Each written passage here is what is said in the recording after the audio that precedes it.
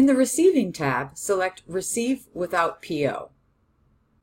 Begin a search for the supplier by typing in the name. Select the one from which the order was sent. Enter any notes or a receipt number if needed, and then click Next to move to Item Entry. Note: a supplier must be selected if receiving without a PO. Type either the name of the item or the SKU number. Select the correct item that comes up from the drop-down to add it to the order. You may also enable one-to-one scanning. This will allow you to scan items with a barcode scanner if your account is configured for this functionality. In the line item, be sure to change the quantity delivered to the correct number that you are receiving. Next, review the icon to the right of the line item.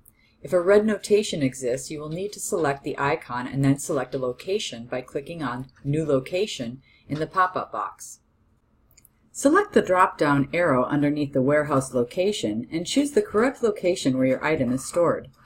Click Save and then click Next to move to the confirmation step. Review and then click Accept Delivery to complete the receiving. Select OK in the pop-up message and a PDF receipt will be generated. Thanks for watching our video on Receiving Without a Purchase Order.